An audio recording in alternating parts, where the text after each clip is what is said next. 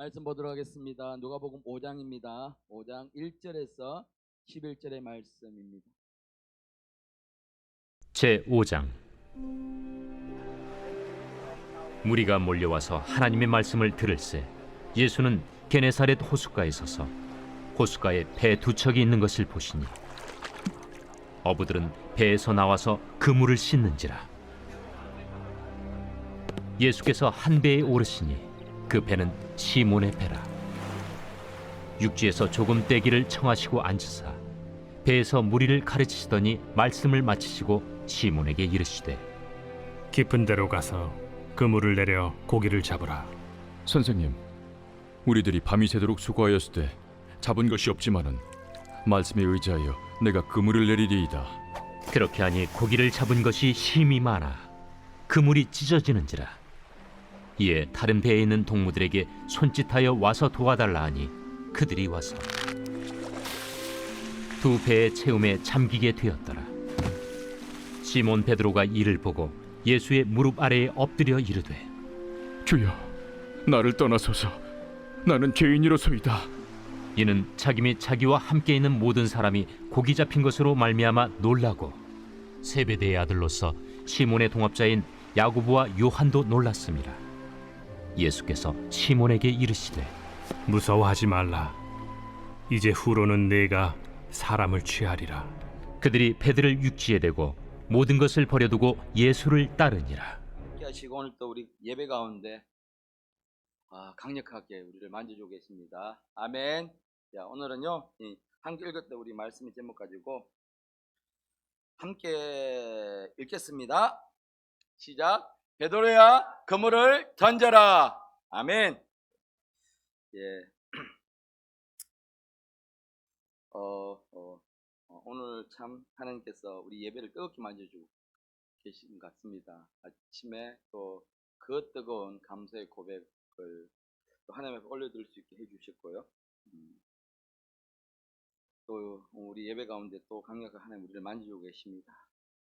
제가 한 2주 전에 교회학교 어린이 또 다음 세대 청년부부 쪽에서 주일학교까지 함께 있는 전도 세미나를 제가 다녀왔는데요. 서울 종로구 해화동에 있는 혜성교회에서 초교파적으로 있는 세미나를 다녀왔습니다.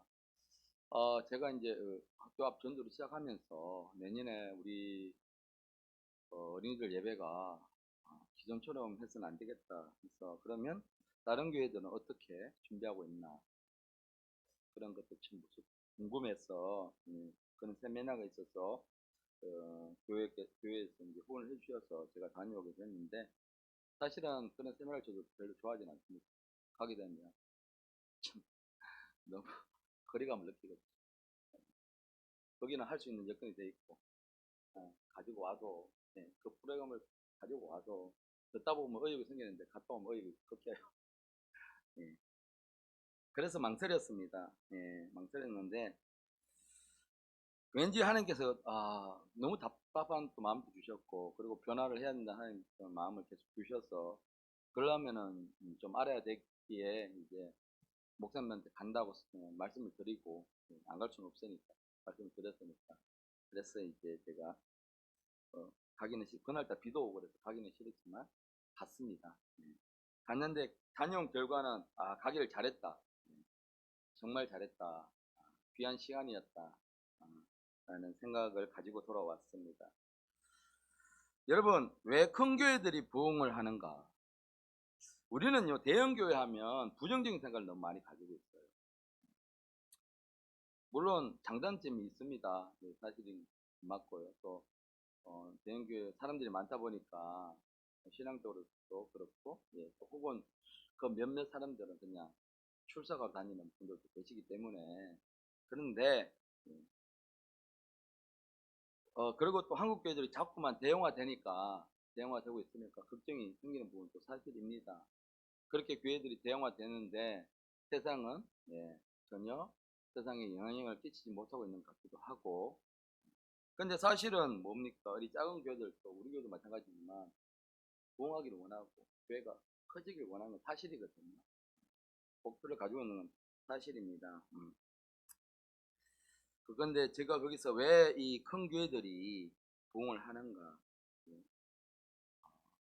그들은 영혼에 대한 생각이 다르더라고요. 영혼을 바라보는 생각? 예, 달랐습니다.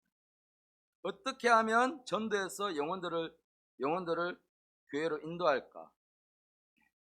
그 생각이 밑바탕에 깔려 있어요. 뭐 조직, 사람, 뭐 물질의 후원 이런 거 다 제쳐놓고 예.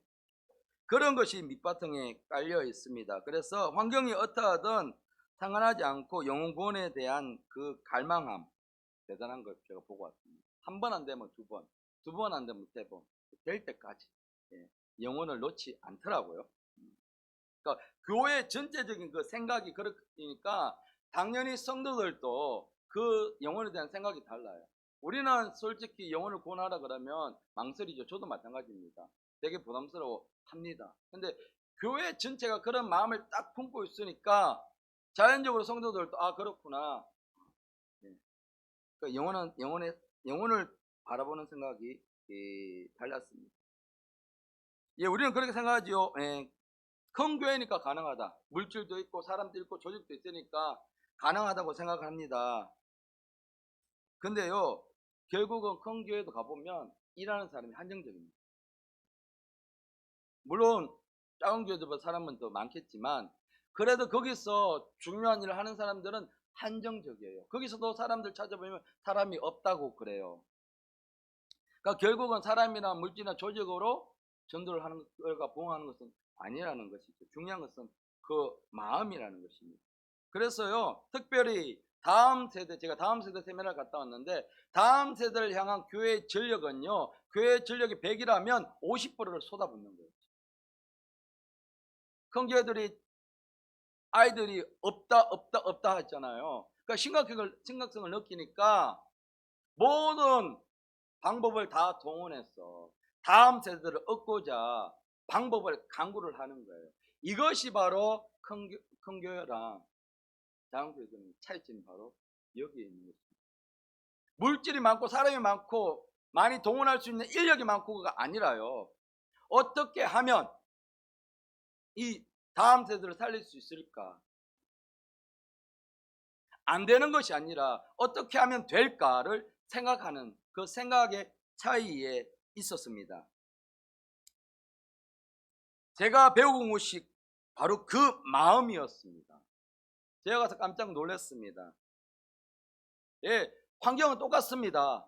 그들도 코로나 때문에 사람이 없어요. 다음 세대들의 마음은 똑같아요. 아이들이 다 교회에서 떠나가고 있어요. 있는데 어떻게 하면 다시 회복할까? 어떻게 하면 그 아이들을 어떤 방법을 쓰면 아이들을 교회로 데리고 올 수 있을까? 교회로 인도할 수 있을까? 한 번이라도 교회로 오게 하는 방법이 무엇이 있을까? 안 되는 건 똑같아요. 아이들 마음이, 부모들 마음이 떠나 있는 건 똑같아요. 근데 안 되는 방법을 찾는 것이 아니라 어떻게 하면 되는 방법을 찾을까? 우리는 이 마음을 바꿔야 된다는 거예요. 우리가 예전에 주일날 전도했잖아요. 왜 지금 안 하고 있죠? 어떤 생각 때문에요? 돌아다니니까 사람이 없어. 왜? 그건 사실이에요. 만나는 사람이 없어. 그러다가 몇 번 하다 허지부지 되었어. 우리의 생각은 그게 갇혀져 있어요. 없어. 안 돼. 물론 현실은 마찬가지예요. 그러면 우리가 현실만 바라보고 신앙생활 하나요? 현실 바라보고 우리가 예수님 믿나요? 아니지 않습니까? 우리 현실이 아니라 말씀을 보고 말씀에 의지하여 따라가는 사람들 아닙니까? 그러면 어떻게 하면은 없으면 지금 우리가 땅밟기 하고 있잖아요. 그러면 나가서 돌면서 기도하면서 다니는 것도 전도거든요. 사람을 만나야 전도인 거예요? 아니란 말이에요. 정말 교회가 땅밟기를 하면서 이 땅을 정화하는 운동을 하고 있잖아요. 그러면 우리는 사람이 없는 사실이라면 없는 사실인데 그냥 안 한다. 그러면 영혼이 없습니다. 교회 안에 없습니다. 제가 코로나 때 정말 좋았습니다. 정말 좋았어요. 이상하죠. 다 멈췄잖아요. 아무것도 안 하잖아요. 그 아무것도 안 해도 되니까. 그냥 기도만 하면 되니까. 전도 안 해도 되니까. 할 수 없었잖아요. 그렇죠? 그러니까 저는 코로나 때 너무 좋았습니다. 코로나 사실은 이런 말 하면 안 돼. 좀 더 길었습니다. 그러면 좀 더 봉쇄되고 좀 더 갇혀 있고. 제가 인간적인 생각이었습니다. 그래서 코로나 때 기도를 하는 시간들은 가져서 좋은데 예, 부담이 안 되니까 좋은 핑계거리가 생기죠. 저는 제가 그런 마음을 가지고 있었습니다. 여기 내곡동당에 교회가 들어와서 전도를 시작했습니다. 열심히 전도를 했는데 또 전도가 허지부지 됐어요. 그때 제 생각이 어떤 생각이었냐면 어떻게 하면 전도를 하지 않아도 될까. 다녀보니까 사람이 없어. 지금도 낮에 다니면 사람이 없잖아요. 그때는 지금은 똑같아요. 변함은 없어요. 사람이 안 만나줘요. 냉랭해요. 항상 핑계를 찾고 있었습니다. 핑계가 그냥 안 하면 안 되니까. 그냥 안 하면 이거는 안 되니까. 목사님 야단 듣고 막 눈초리 받고 또 제 마음도 막 찔리고 하는데 이거 합리적인 핑계 아닙니까? 어떤 합리적인 핑계거리가 되면 목소리가 커지는. 맞아요. 오늘 비가 오니까 하지 맙시다. 오늘 사람이 없어요. 하지 맙시다. 오늘 눈이 넘쳐 오는데 길이 미끄러우니까 하지 맙시다. 예, 하니까 막 저도 막 신이 났어. 안 해도 되니까. 여러분 축구전도요. 그 정말 지금 하시는 분들 정말 대단한 분입니다. 정말 힘들어요. 정말 힘들어요. 안 열어주잖아요. 무슨 우리가 잡상인도 아니고 잡상인 취급해요. 지난번에 목사님한테 전화 왔잖아요. 그 사람이 마치 우리를 잡상인 취급해요. 왜 문을 열고 들어왔느냐. 가르쳐주지도 않았느냐. 열렸으니까 들어갔죠. 우리가 그 비밀을 어떻게 알겠습니까? 그런 식으로 문자가 와요. 그런 식으로 받고 나면 마음이 타격이 심해요. 사역자들. 사람에 대한 두려움이 생기고. 저도 청년 때는 전도를 많이 했는데 하도 거절당하니까 제 마음속에 그런 트라우마가 생겨요.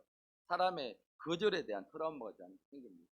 그래서 엄청 전도에 대한 부담감을 저도 가지고 있습니다. 여러분만 그런 게 아니고요. 목사님 저도 엄청 그런 트라우마가 있습니다. 그런데 해야 되니까. 항상 우리는요, 하지 않을 이유를 찾습니다.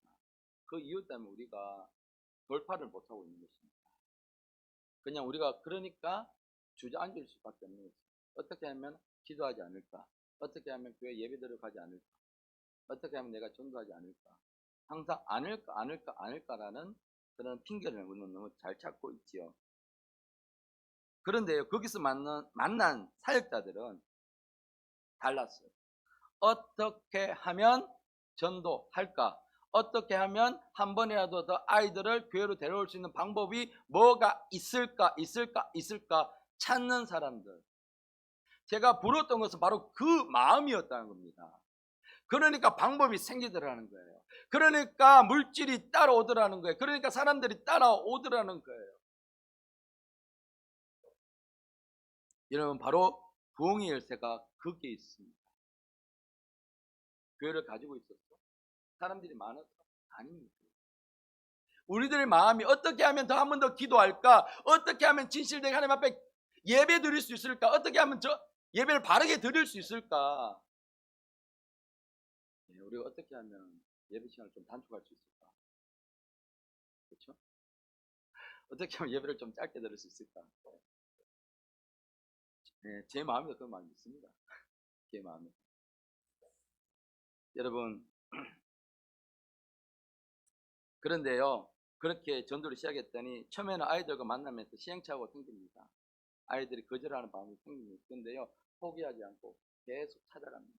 계속 그 방법을 강구합니다. 그러니까 하나님께서 더 지혜를 주십니다. 어떻게 하면 아이들을 만나고 어떻게 하면 더 재미있게 예배를 드리고 어떻게 하면 그 말씀 아이들에게 더 집중해서 심어줄 수 있을까? 방법을 찾으니까 자꾸만 그 방법이 하나님께 업그레이드를 시켜 주시는 것입니다. 제가 그 살아있는 간증을 듣고 나서 와, 다르다. 와, 그렇구나. 나는 안 되니까 주저앉아 있었는데 이 사람들은 안 돼도 되는 방법들을 찾고 실패해도 그 다음의 방법들을 찾고 하는구나. 거기서 다른 점을 제가 느끼고 왔습니다.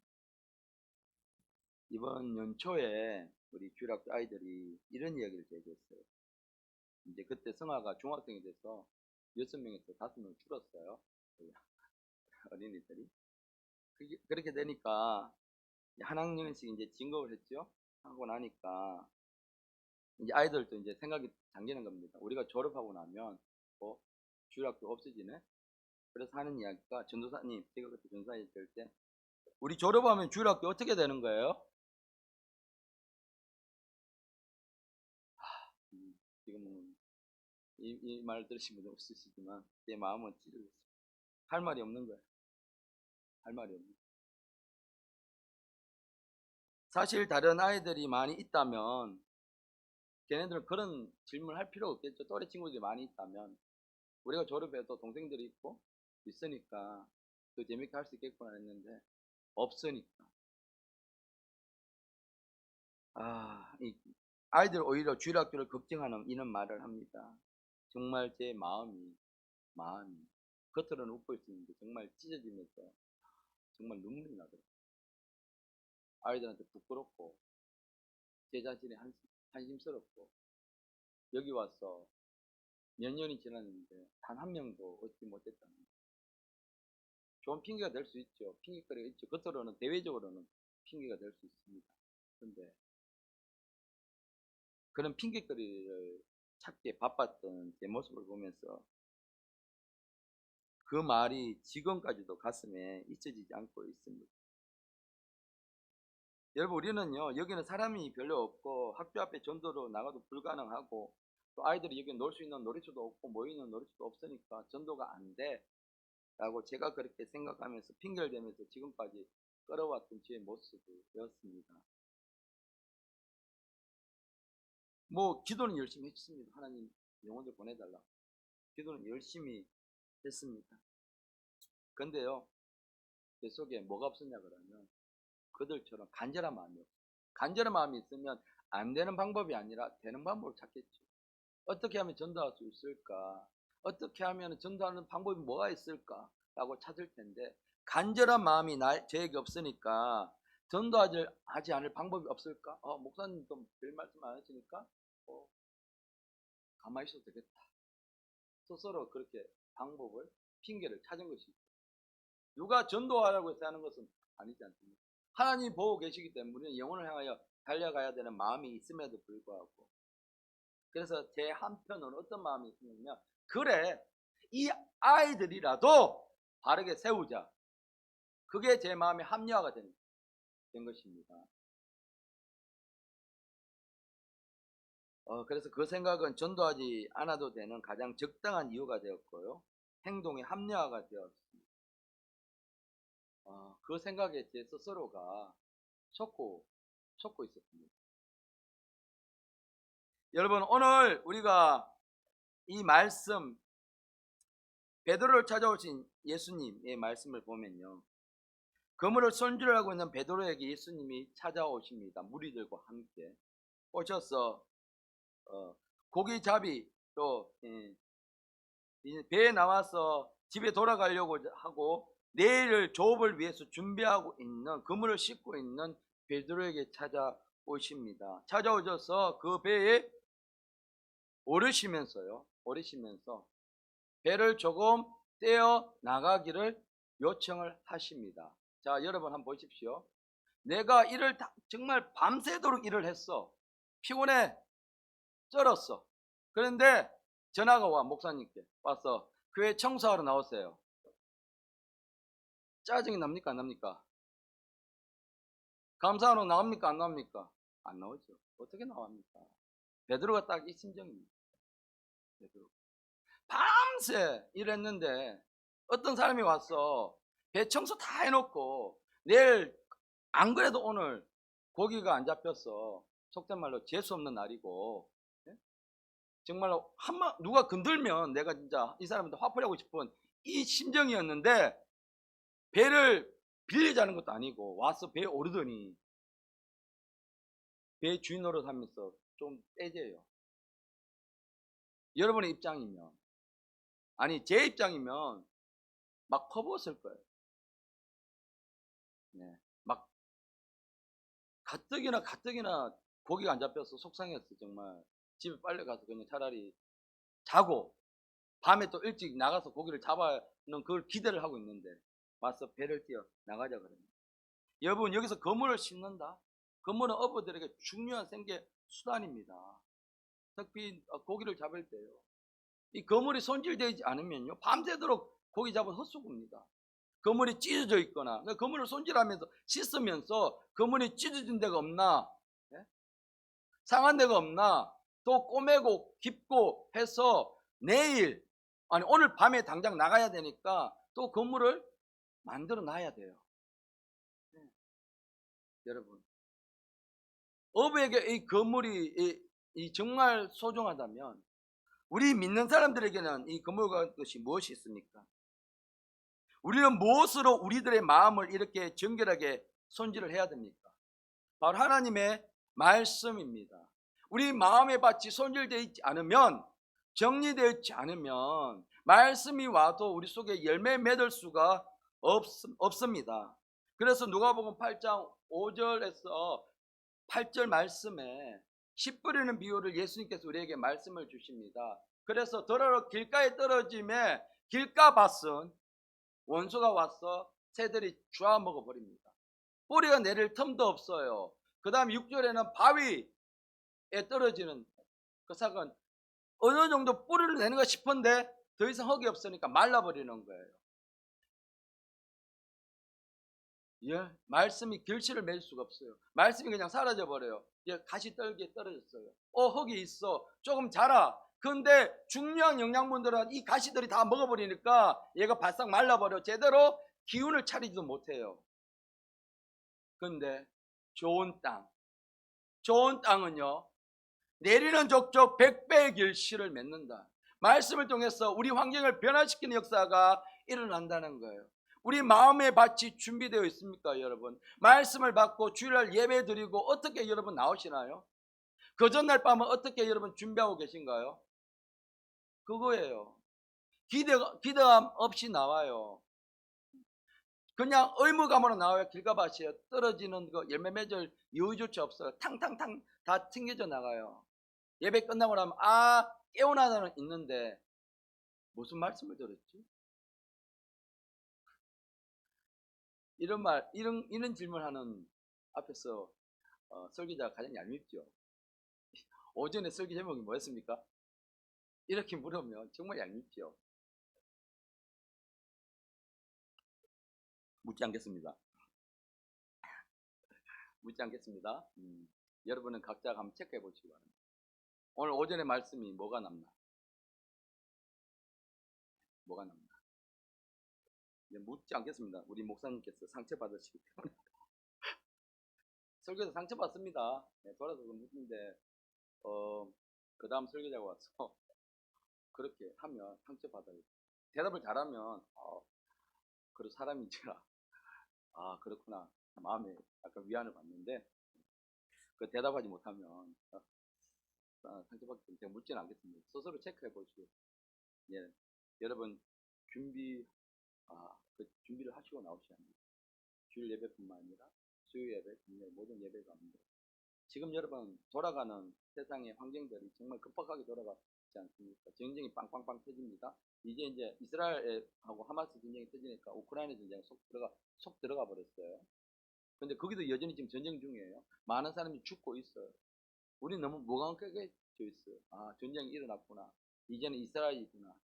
이렇게 세상을 보시면 우리는 말씀을 읽으실 때에 지금 이 전체를 운영하신 분이 하나님이세요. 하나님께서 이 말씀을 우리에게 주셨어요. 이 말씀을 통해서 너희가 이런 환경을 보고 내가 어떻게 이 땅을 운영하고 있는가 정신을 똑띠 차리고 준비해라라고 우리에게 말씀을 주신 거예요. 세상이 이렇게 급하게 돌아가고 있는데 너는 언제까지 주저앉아 있을 거냐? 하나님 끝까지 참으시죠. 인내하시죠. 나중에 가서 결과를 물으시죠. 언제? 하나님 앞에 섰을 때에 우리가 돌이킬 수 없을 때에 그때라도 우리가 돌이킬 수 있으면 좋겠어요. 그러면 얼마나 열심히 살겠어요. 그렇죠. 내가 한번 큰 실수를 하고 나면 정신을 바짝 차리고 다시는 두 번 그런 실수 하지 말아야지 라고 하는데 그렇지 않다는 것입니다. 여러분, 그래서 여러분 이 베드로가 이 그물을 싣는 건요 너무나 중요한 의미가 있는 것입니다. 근데 3절 말씀에 보면 예수님께 배에 올리셨는데 성경을 찾아봐도 잘 모르겠는데 아마 이거 예수님께 의도적으로 올리셨을 것 같아요. 왜? 제대로 삼아야 되니까. 그 오른 배가 시몬 베드로의 배예요. 근데 시몬 베드로는 다혈질 사람이에요. 얼마나 다혈질했습니까? 그렇죠? 막 저처럼 막 다혈질이었고 요즘 말하면 피 적응증인 사람이었을 것 같아요. 베드로도. 그러시는데 예수께서 이 정비를 마친 배에다가 띄우기를 청하십니다. 그리고는 거기에서 무리를 가르치십니다. 근데 2절의 말씀에 보면 배에서 나와서 그물을 싣는지라, 그러니까 어부들이 지금 집에 갈 준비를 열심히 하고 있다는 이야기인데 다시 배를 띄운다.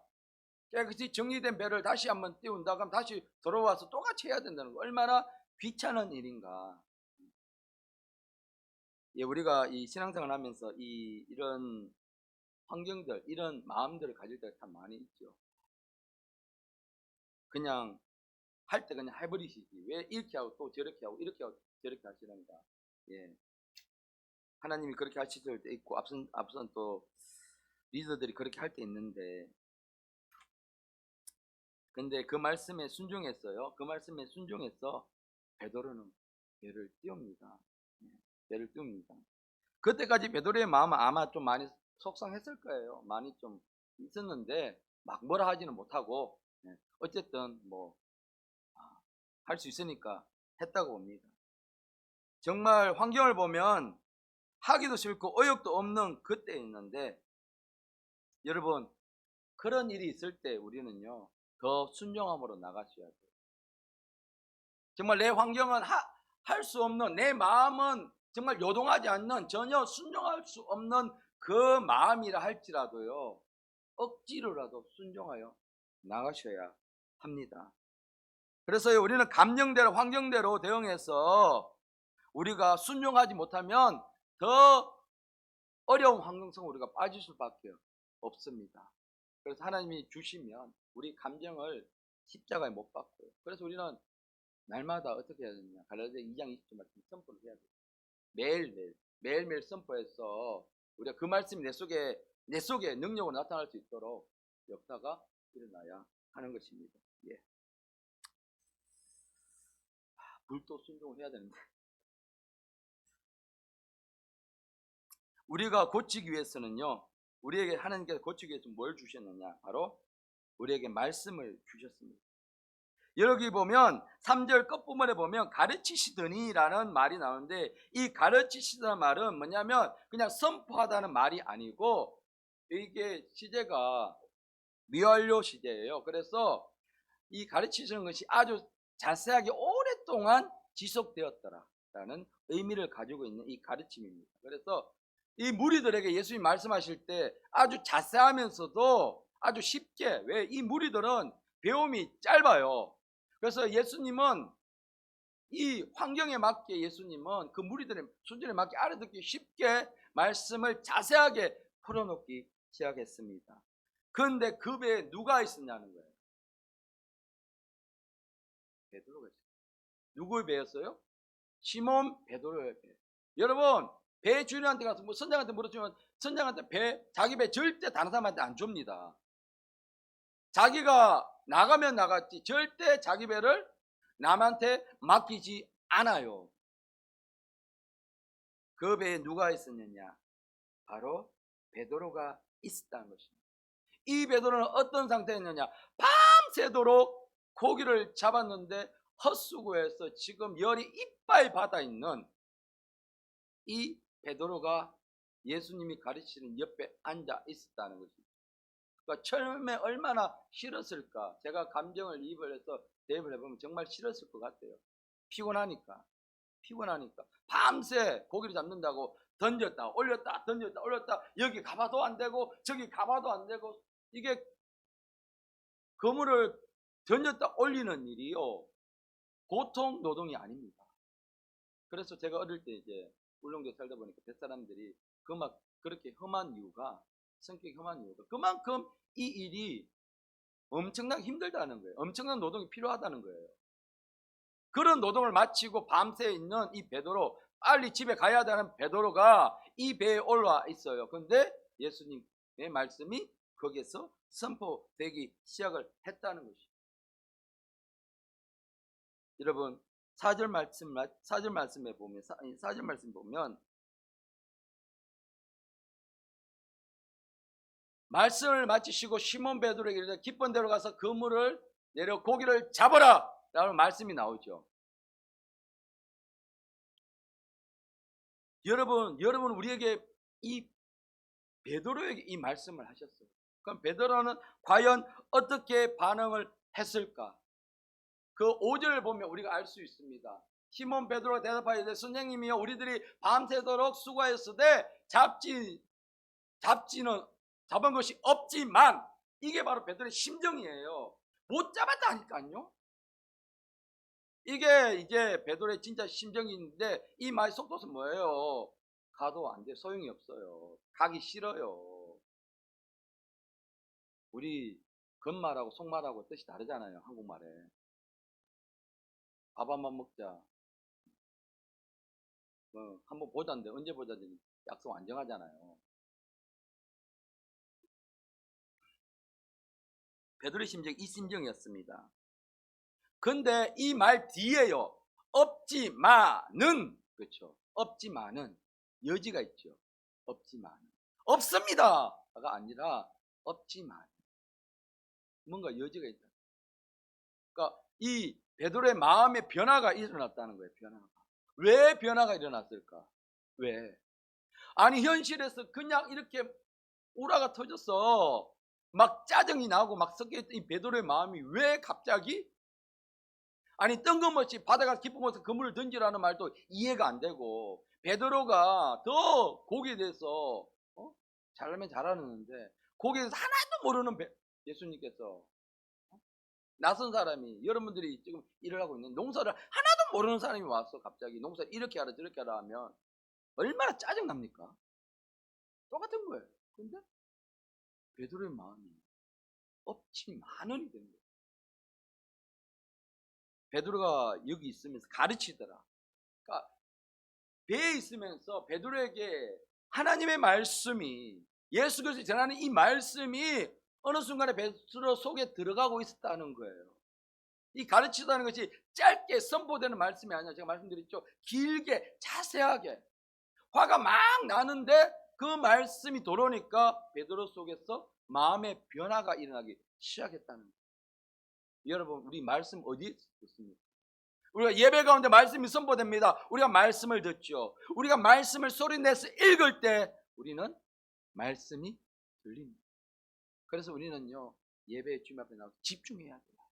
말씀이 집중해서, 말씀이 들어오면요 내 마음에 변화가 일어나요. 내가 말씀을 집에서 소리내서 읽을 때 정말 잘 안 읽죠.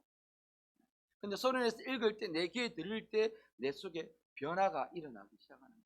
그래서 우리는 죽기 살기로 말씀을 읽어야 되는 거예요. 여러분, 말씀을 읽으세요. 이게 아니에요. 죽기 살기로 말씀을 읽으셔야 돼요. 죽기 살기로 말씀을 읽을 방법을 찾으셔야 돼요. 힘들고 피곤하니까, 마음이 안 쓰니까 말씀을 안 읽어. 그럼 죽는 거예요, 여러분. 5절 뒷부분의 말씀에 함께 읽겠습니다. 시작.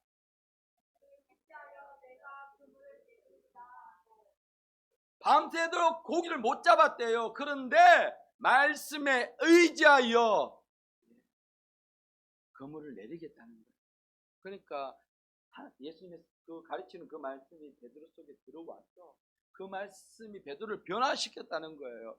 그러니까 자기 상식으로는 이해가 안 되지만, 내가 이 말씀에 의지하여 예수님이 깊은 데로 가서 그물을 던지라 라는 그 말씀에 내가 의지해서 그물을 내리리다 라고 모세가 이야기를 했다는 것입니다. 여러분, 우리가 상식적으로는 우리는 자꾸만 안 된다, 할 수 없다, 지금 해도 아무것도 안 보인다 라는 이유를 찾으면 안 되는 거예요. 밤새도록 수고했는데 어찌 못했는데 나가면 뭐해요, 헛수건데요 라고 했다면 베드로는 예수님의 제자가 되지 못했을 거예요. 영혼을 구원하는 어부가 되지 못했을 거예요. 그런데 그 생각을 완전히 버리고 오직 말씀에 의지해서 그가 나갔다는 거예요. 안 돼도 말씀에 의지해서 나갔다는 거예요. 여러분 지금 여러분을 묻고 있는 뭔가 있습니까? 이것저것 방법 다 광고하고 사람한테 요청해봐야, 병원에 가봐야 안 되는 것이 있습니까? 그러면요, 여러분 안 된다고 주저앉지 마시고 오늘 베드로처럼 말씀에 의지하여 그물을 내리시길 바랍니다. 아멘. 우리 마음을 이렇게 세우는 것은 바로 살아계신 하나님의 말씀입니다. 아멘. 결국 어떤 기적이 일어났습니까? 순종했더니 어떤 기적이 일어났습니까? 그렇게 하니 고기를 잡은 것이 심히 많아 그물이 찢어지는지라. 한 번도 경험해보지 못한, 고기를 잡아보지 못한 이 베드로, 이렇게 잡아보지 못한 베드로가 고기가 심히 많아 그물이 찢어지는지라라고 성경은 표현을 하고 있습니다. 만약에 베드로의 경험을 맞춰서 나가지 못했다면 이런 기적은 일어나지 못했을 것입니다. 여러분, 우리가 자꾸 실패하면요, 그 생각에서 벗어나지 못합니다. 왜 가난한 사람이 계속 가난할까요?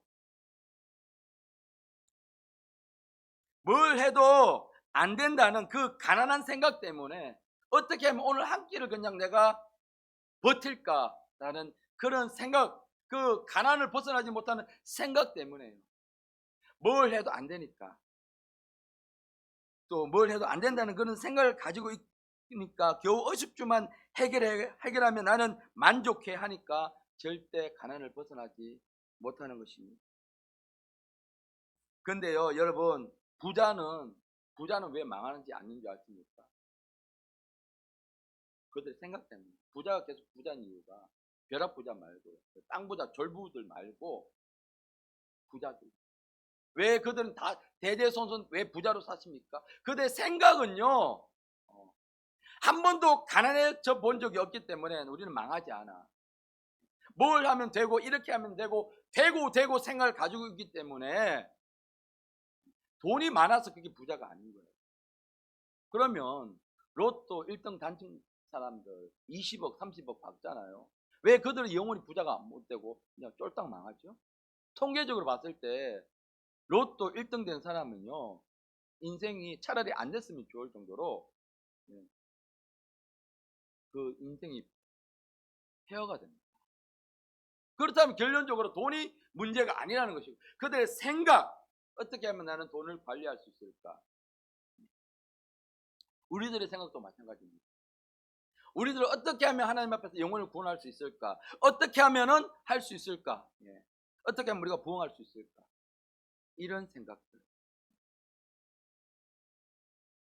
베드로가 자기의 경험을 깨뜨리고요, 그렇게 한 것처럼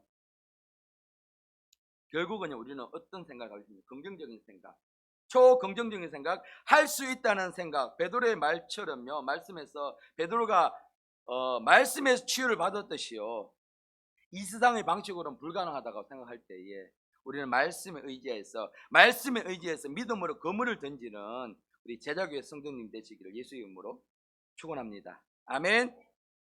그리고 나서 여기가 중요합니다. 8절 말씀에 함께 읽겠습니다. 시몬 베드로가 이를 보고 예수의 무릎 아래 엎드려 이르되 주여 나를 떠나소서 나는 죄인이로소이다 하니, 이제서야 그의 눈에 비늘이 벗겨지면서 이분이 예수님이라는 것을 알게 되었다는 것입니다. 우리가 인격적으로 예수님을 만나면 가장 먼저 우리에게 드는 것이 내가 바로 죄인이라는 고백이 내 입술에서 고백되는 거예요. 오늘 아침에 우리 귀한 자매님의 고백 속에서도 나 같은 것을 어떻게 하나님이 이렇게 사랑해 주시는지 보이기 시작합니다. 그러니까 제대로. 그전까지는 내가 전문가인데 내 생각대로는 아닌데 기적이 일어나고, 그 기적을 통해서 예수를 만납니다. 비로소 내가 죄인이라는 것을 깨닫게 됐어요. 그래서 주님한테 고백하지 않습니까? 주님 나를 떠나소서 내가 죄인입니다. 예수님은 이걸 바랬습니다. 예수님은 시몬 베드로를 제자로 픽업하기 위해서, 택하시기 위해서 찾아왔는데 베드로가 인격적으로 예수를 만나지 못했다면 그 험한 제자의 길을 갈 수가 없겠지. 여러분, 우리가 이거 인격적으로 만남이 없으면, 예수님 만남이 없으면 말씀 가운데 감동적으로 뭐 깨닫잖아요. 오늘 또 이 시간에도 감동적으로 깨닫는 분이 많이 계세요. 끄떡끄떡 하시고 감동 깨닫는 계신데, 인격적으로 만나지 못하면 이 감동은 며칠 지나면 잊어버립니다. 우리는 감동받는 사람이 아니에요. 말씀을 통해서 예수님을 만나야 돼요. 말씀을 통해서 내가 어떤 사람인가를 오늘 내가 봐야 돼요. 내가 과연 어떤 사람인가. 그래서 인격적으로 만난 그 말씀은 내 속에 들어와서 능력으로 나타나기 시작하는 것입니다. 그래서 오늘 우리에게 예수님이 말씀하십니다. 누구누구야, 그물을 던져라. 아멘. 자, 여기에 자기 이름을 넣어서 한번 선포해 보도록 하겠습니다. 땡땡땡에 누구누구야, 그물을 던져라. 함께 우리 자기 이름을 넣어서 선포하겠습니다. 시작. 수연아, 그물을 던져라. 아멘.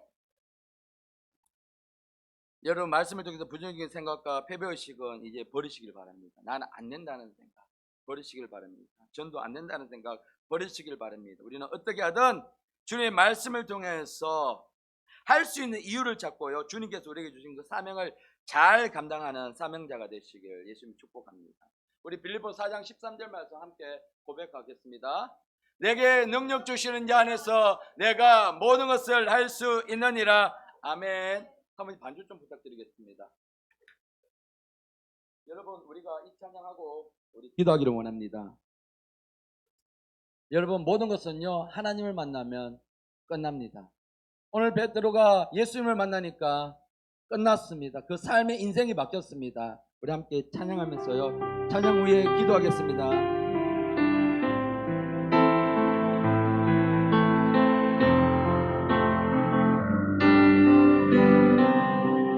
모든 것이 끝났다는, 모든 것이 끝났다고 알아. 사람들의 말을 듣지 말아라. 하나님은 아직도 너에게서 시선을 내지 않았다. 세상에서 답을 찾지 말아라. 사람들을 의지하지 말아라. 너의 모든 문제는 하나님만이 해결할 수가 있다. 기도를 쉬지 마라. 늘 멈추지 마라. 하나님이 너를 주목하고 했다. 예배에 집중하라. 말씀을 묻어라. 하나님을 만나면 끝난 것이다. 모든 것이 끝났다고 말하. 오 주님, 사람들의 말을 듣지 말아라. 하나님은 아직도 너에게서 시선을 내지 않았다. 세상에서 답을 찾지 말아라. 아멘. 사람들을 의지하지 말아라. 너의 모든 문제는 하나님만이 해결할 수가 있다. 가는 길 멈추지 마라. 길을 돌아보지 마라. 하나님이 너를 주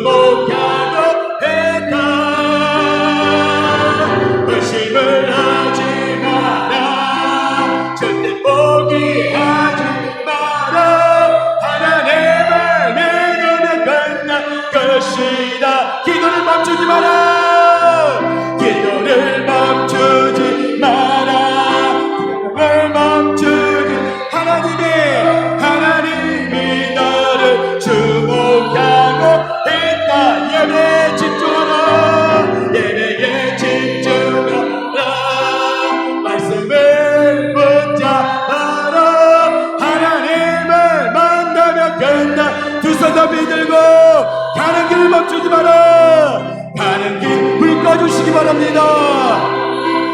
돌아보지 마라. 하나님이 나를 주목하고 있다 하네. 결심을 하지 마라. 절대 포기하지 마라. 하나님만 믿을 끝난 것이 예수